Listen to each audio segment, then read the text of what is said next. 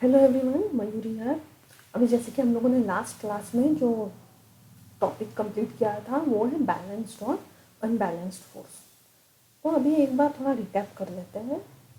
Balanced force means जहाँ पे जिसका जो नेट फोर्स है वो ज़ीरो होता है, that is equal force supplied, act होता है दो जगह पर। अनबैलेंस्ड फोर्स मीन्स जिसका नेट फोर्स है वो कभी ज़ीरो नहीं होता है, they don't cancel each other. और इससे जो है there is a change in the velocity of the object. फिर कुछ हम लोगों ने एग्जाम्पल्स पढ़े बैलेंस्ड फोर्स और अनबैलेंस्ड फोर्स को समझने के लिए।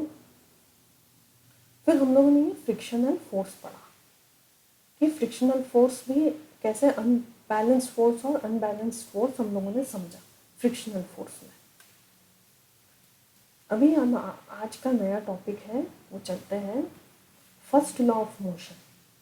अभी हम लोग अक्सर देखते हैं, कॉमन एग्जांपल हम लोग अक्सर डिस्कस करते हैं कि जब एक बॉल एक मोशन में है, ओके, हम लोग ने फोर्स लगा के उसे मोशन में डाला, तो कुछ टाइम बाद वो रेस्ट पे आएगा, इधर जैसे कुछ मोशन में है, और थोड़ी देर बाद वो रेस्ट में आ जाएगा। ठीक है। So earlier it was believed that rest is the natural state of the motion. ये तभी माना जाता था कि natural state, rest is a natural state of a object. और ये एरिस्टोटल ने भी कहा था, rest is the natural state of an object and an external force is required to keep that motion, to keep that object in motion, said by Aristotle. लेकिन ये statement को गलत माना गया। Means Aristotle fallacy, means fallacy का मतलब है जैसे गलत धारणा, सोच। ठीक है। फैलेसी जो कि जो बिलीव नहीं कर सकते, गलत धारणा, सोच। ओके। सो ये था, ये हम लोगों ने कुछ अभी इसके बारे में पढ़ा है, अर्लियर मोशन के बारे में। अर्लियर जो क्या बिलीव था अभी याद है। लेकिन इस चीज़ को गैलीलियो ने रॉन्ग प्रूफ किया। अभी उन्होंने एक एक्सपेरिमेंट कंडक्ट किया था, ये एक्सपेरिमेंट को गलत प्रूफ करने में। अभी उन्होंने क्या किया, दो इंक्लाइंड प्लेन्स लिए थे। ठीक है। दो इंक्लाइंड प्लेन्स, यहाँ ये एक इंक्लाइंड प्लेन है तो यहाँ पे एक इंक्लाइंड प्लेन है, और यहाँ से एक बॉल ड्रॉप किया। तो बॉल ड्रॉप करने के बाद उन्होंने क्या ऑब्जर्व किया कि जितना जहाँ से ड्रॉप किया था उतने ही लेवल पे ये बॉल जो है मूव हो रहा है। He showed that ball rolls down and climbs up to the level it has been released. फिर उन्होंने क्या किया, धीरे धीरे ये जो एंगल है इसका, ये रिड्यूस किया। पहले इतना था, फिर इतना था, और इतना था, एंड धीरे धीरे जो है वो हॉरिजॉन्टल में आ गया। लेकिन जैसे जैसे एंगल भी डिक्रीज किया, उसमें भी उन्होंने जो ये मोशन, वो सेम मोशन देखा। बॉल को ड्रॉप किया, पहले ये एक एग्जाम्पल कंडक्ट किया, वही उतने ही लेवल पे गया। फिर जैसे जैसे एंगल डिक्रीज किया, मोशन सेम था। He concluded that upon reaching down, if the ball travels horizontal plane, it would continue to move. जब एंगल डिक्रीज किया था तो बॉल उतना ही मूव कर रहा था, मूवमेंट उतना ही हो रहा था बॉल पे, जितना लेवल से यहाँ ड्रॉप किया था उतना ही लेवल वो इस तरफ भी जा रहा था। और जब उन्होंने ये हॉरिजॉन्टल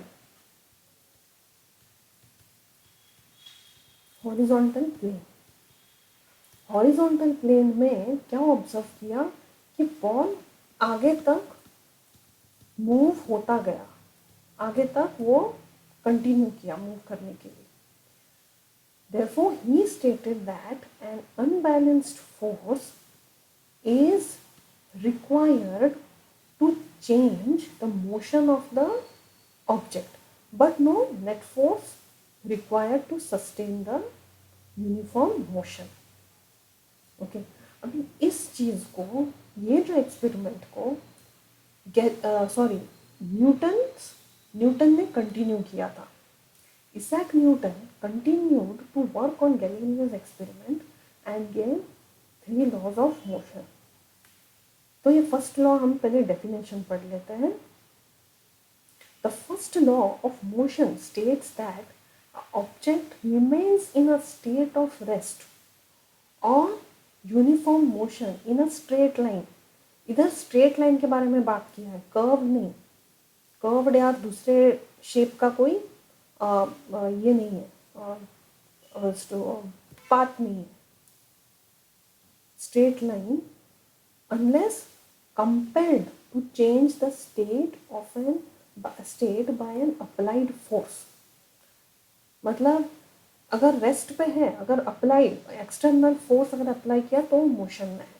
वेरेज अगर मोशन में है तो एक्सटर्नल फोर्स से ही वो रुक गया, और वहाँ पे जो फोर्स था वो क्या था, that is frictional force. Now अभी ये किस कारण था, अभी बॉडी सर्टन टाइम तक रेस्ट पे था तो सर्टन टाइम तक वो मोशन में था. It was because of the inherent property because of which the body is in a state of motion or rest. It is a natural tendency to retain its state. और इसे क्या बोलते हैं हम, inertia. बॉडी का जो internal tendency है उसे कहते हैं inertia. ये आगे समझते हैं. Inertia is a property by virtue of which it continues in the existing state or of rest or ये यूनिफॉर्म मोशन. अगर जैसे कि बॉल अगर रेस्ट पे है तो वो उसका इनर्शिया की वजह से, वेरेज अगर वो यूनिफॉर्म मोशन परफॉर्म कर रहा है इन अ स्ट्रेट लाइन और इन अ स्ट्रेट पाथ, तो वो भी उसका इनर्शिया है unless the state is changed by N external force. It is a tendency to retain the state of the motion of the matter. अभी यहाँ पे एक एग्जाम्पल समझते हैं हम इनर्शिया का क्या है. जैसे कि एक car moving in a curved path. अभी जैसे कि एक कर्व्ड पाथ है, car moving in a curved path means हम बॉडी जो कार है वो एक टर्न ले रहा है. तो अक्सर हम देखते हैं कि जब कार एक टर्न लेता है कर्व्ड पाथ से, तो हम लोगों को क्या लगेगा कि हम लोगों को ऐसा लगेगा कि that we are thrown out, और हम लोग क्या ये कार के वॉल्स को हम लोग अटैच हो जाते हैं. हम लोग जो कार के वॉल्स को है हम उस तरफ खींचे चले जाते हैं. तो हम लोगों को कभी ऐसा क्या लगता है कि दैट तो वो इस तरफ एक्ट करेगा. तो हम लोगों को कभी भी ऐसा लगता है, देखो कि हम लोग मतलब बाहर की तरफ जा रहे हैं. सो द कार तो इस तरीके से हमारा बॉडी जो है वो ट्राई करता है इनर्शिया मेंटेन करने के लिए स्ट्रेट पाथ पे, जबकि यहाँ पे जो है कार जो है वो कर्व्ड पाथ पे वो ट्रैवल कर रहा था. ओके तो ये था एक हम लोगों ने जो एक एग्जाम्पल हम लोगों ने ये इनर्शिया पे हम लोगों ने डिस्कस किया. ये आगे चलते हैं. अभी ये कैसे रिलेटेड है देखते हैं. इनर्शिया डिपेंड होता है upon the mass of the body और ऑब्जेक्ट. अभी ये एक एग्जाम्पल के तौर पे समझते हैं. जैसे कि अभी ये कार्ट है, हम लोग अक्सर शॉपिंग करने जाते हैं, मॉल में सामान खरीदते हैं. तो ये है ये खाली कार्ट है. ओके और ये जो है ये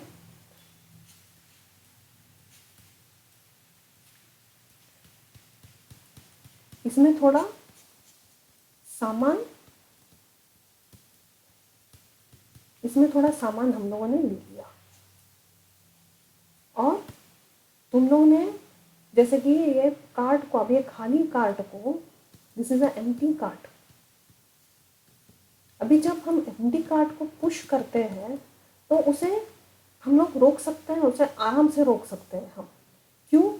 क्योंकि ये इसमें जो है ये मास कम था, लेस मास, सॉरी,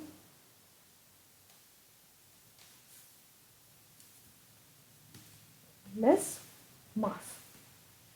वैसे ही अगर ये जो कार्ट है ये हैवी हो गया, ओके, ये हैवी होने के बाद अगर इसको पुश किया तो ये उतना ही मुश्किल हो जाएगा रोकने के लिए।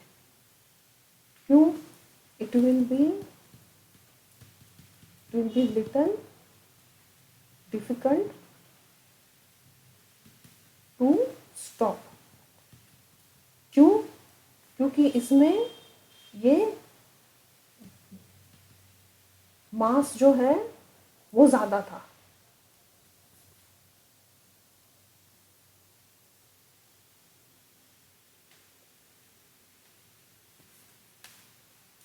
बिकॉज ऑफ मोर मास।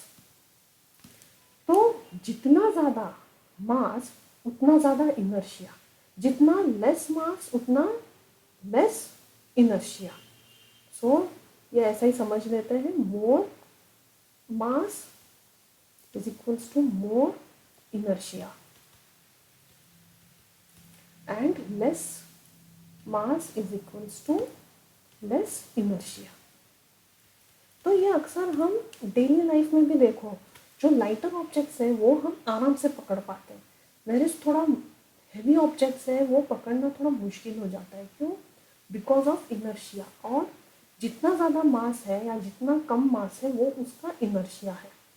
ठीक है, तो ये आज हम लोगों ने समझ लिया फर्स्ट लॉ ऑफ मोशन। ये हम लोगों ने एरिस्टोटल का क्या स्टेटमेंट था ये हम लोगों ने पढ़ा, ये रॉन्ग प्रूव हो गया था। देन फिर गैलीलियो ने कैसे इसे रॉन्ग प्रूव किया, and he conducted his own experiment. फिर इसे कंटिन्यू किया था न्यूटन ने, ओके। और उसमें एक और प्रॉपर्टी हम लोगों ने पढ़ा, वो है इनर्शिया। यहाँ पे हम लोगों ने एक car moving in a curved path, उसका एग्जाम्पल हम लोगों ने पढ़ा। जैसे कि कर्व्ड पाथ में हम ट्रैवल करते हैं तो हम लोग को ऐसा लगता है कि हम बाहर की तरफ खींचे जा रहे हैं। क्यों? क्योंकि बॉडी जो है वो स्ट्रेट लाइन में इनर्शिया को मेंटेन करने का कोशिश करता है, जबकि ये हम कर्व्ड पाथ से जा रहे हैं तो हम ऐसे थोड़े बाहर खींचे चले जाते हैं। Then, inertia is a property of matter by which it continues in the existing state of rest or uniform motion, ठीक है, in a straight line। देखिए, unless that a state is a changed by external force, it is a tendency to retain the state of motion of the matter। और ये हम लोगों ने inertia पढ़ा था, इनर्शिया और मास कैसे रिलेटेड है ये हम लोगों ने अभी समझा। More mass less inertia, less mass less inertia. Less mass means वो कार्ट को हम लोगों को स्टॉप करने में उतना ही इजी होगा, जबकि हैवियर कार्ट है उसे अगर पुश किया तो उसे थोड़ा हम लोगों को मुश्किल होगा, थोड़ा फोर्स ज़्यादा लगेगा कार्ट को पुश करने में, कार्ट को रोकने में। So more mass more inertia, less mass less inertia. अभी जो नेक्स्ट टॉपिक है हम ये नेक्स्ट वीडियो में कंटिन्यू करेंगे।